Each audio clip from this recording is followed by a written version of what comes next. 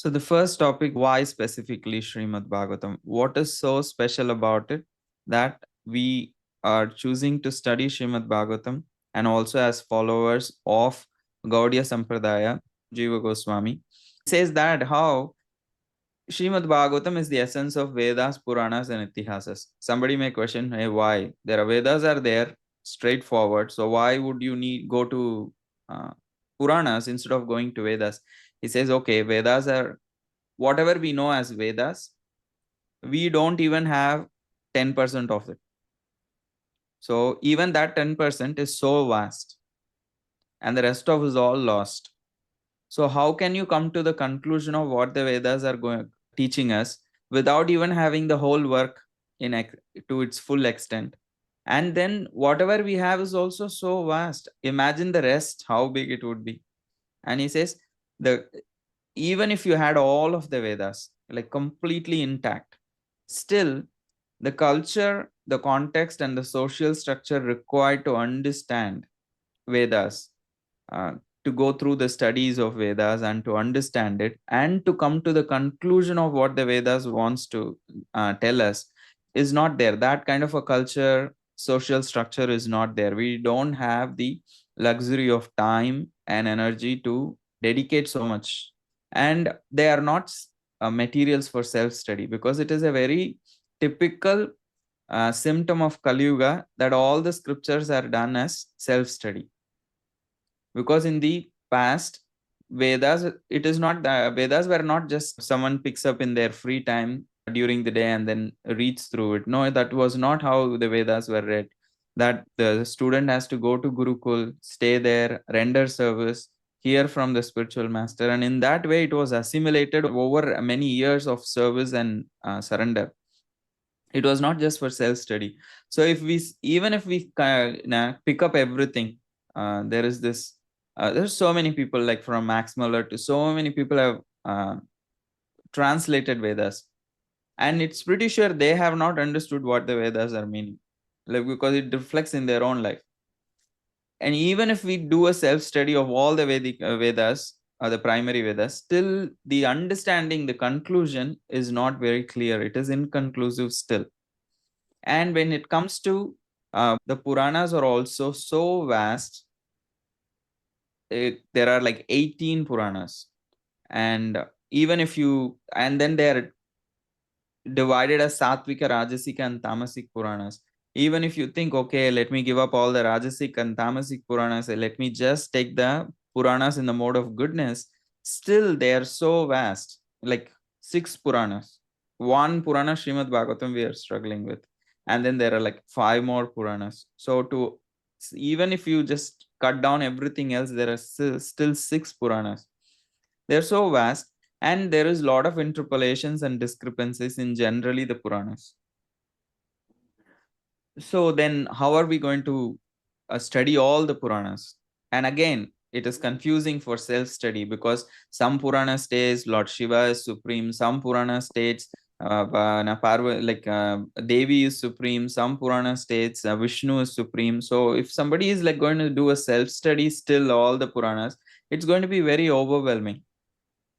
Because the Satvika Puranas are Puranas which start with questions which are very universal. If you see Bhagavatam, it starts with the questions like, what is the ultimate good of everyone? What is the essence of scriptures? So these are very generic, universal questions. But if you see Rajasic, Tamasic Puranas, they will start with specific questions. Okay, how do I do? Give me the procedures of, what do you call? Explain me the glories of this personality. Explain me the glories of. It is very specific. It does not start with universal questions, but all Satvika Puranas start with universal questions. They may have other questions, but their initial questions are very universal. And that is why Satvika Puranas are identified and classified. Still, there are considered to be a lot of interpolations and discrepancies. And even if you read all of that, it's going to be very overwhelming to understand, come to a conclusion, even within Satvika Puranas. Then if somebody says, okay, that's all fine, but I want some literature which has Apaurusha authority, which has the spiritual authority, that it is directly coming from the Supreme Lord. And I want something which is within the Vedic fold, but contains the essence of everything. And also, Vedavyas wrote Brahma Sutras, Vedanta Sutras, as the essence of all the philosophy of the Vedas and the Upanishads. So it should be faithful to the Vedanta Sutra also, and it should be found in full. The particular scripture should be found in full, that it is not like lost. It should have a long history of maintaining without interpolations. So if all these considerations are taken, there is only one Purana that actually fits the description of these conditions. Because Srimad Bhagavatam is a Mahapuran, it describes all 10 characteristics. It is not just any Purana, but it is a Mahapurana. And it has our Apaurushaya authority because Vedavyas ji personally wrote it and edited it also. And it in the Bhagavatam and other Puranas, they again and again repeat that how the Srimad Bhagavatam has the essence of Vedas and Itihasas and the Puranas. And it begins with Janmadi Asyataha, and it has Gayatri Mantras invocation also within it. The very first verse has that nature.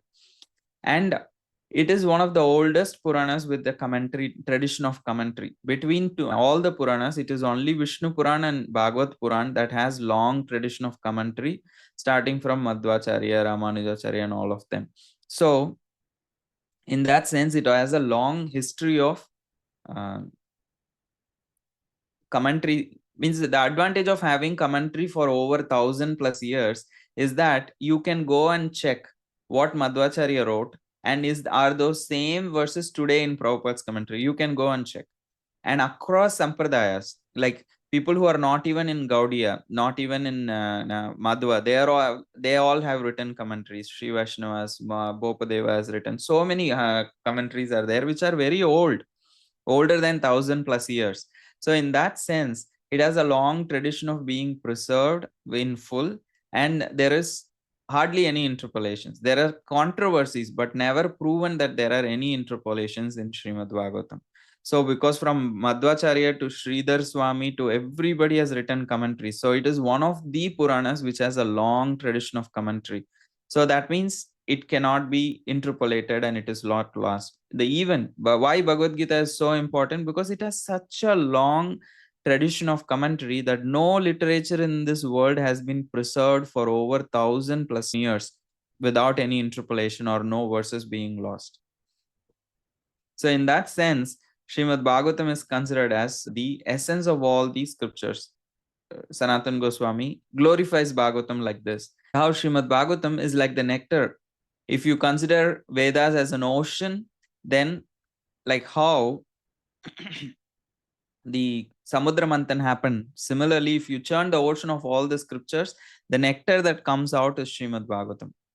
And if you consider the Vedas as a tree, then the most delectable part of the tree is fruit. And it is the prominent transcendental fruit of all the Vedas. And if you consider conclusions, spiritual conclusions, all spiritual conclusions as jewels, then it is considered as the Ratna, the Siddhanta Ratna, the what do you call Shiromani, the jewel of all philosophical conclusions. And where in this age of Kali, when there is complete loss of spiritual vision, this particular Srimad Bhagavatam has come to give vision. And he also says that this son of Srimad Bhagavatam has risen in the age of Kali Yuga and is non-different from Sri Krishna. So far, we saw why are we choosing Srimad Bhagavatam? We saw how Sri Chaitanya Mahaprabhu, our Goswamis like Jiva Goswami, Sanatan Goswami, and Srila Prabhupada emphasized the importance of Srimad Bhagavatam. That is more than enough for us as Gaudiya Vaishnavas. We just don't need any other logic.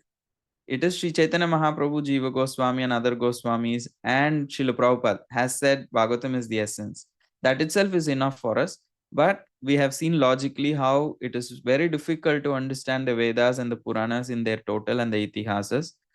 That is why Srimad Bhagavatam is considered as the essence, because it has all the essential message of all these literatures. What is the essence of Vedas? Understanding Krishna.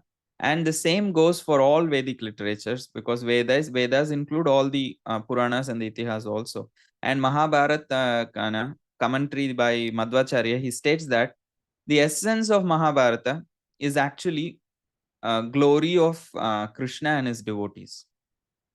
And he says, when in his Bhagavata Tatparya, Madhvacharya says, where Mahabharata leaves, Srimad Bhagavatam picks it up, because it only gives an indication in the direction of the glory of Krishna and his devotees, but Bhagavatam completely expands on in that direction and explains the glory of Bhakti, Bhagavan, and his devotees. So in that sense, Bhagavatam gives the essence of Vedas, Puranas, and Itihasas. We also saw that how it is non-different from Sri Krishna, and we will see Bhagavatam itself will say that how it is non-different from Sri Krishna, and various other Puranas are there support that particular claim. And Srimad Bhagavatam is a Rasa Shastra. Rasa means spiritual life is not just for information. And according to the Srimad Bhagavatam or the Gaudiya Sampradaya, the highest of achievement is re-invoking our relationship with Krishna. And if the focus of Bhagavatam is to explain who is Krishna, then our relationship with Krishna is based on of rasa. None of the other Puranas have any clear delineation of rasas.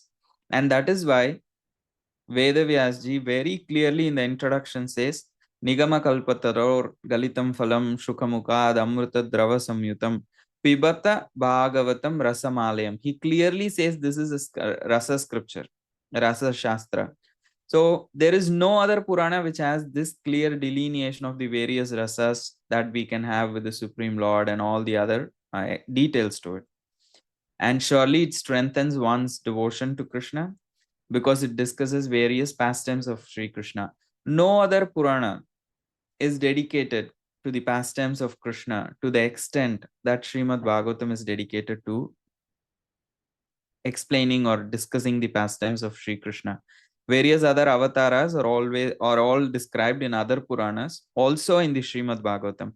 However, pastimes of Sri Krishna take the predominant center stage, and a lot of explanation and discussion on the intimate pastimes of Krishna and Vrindavan, Dwaraka, and Mathura.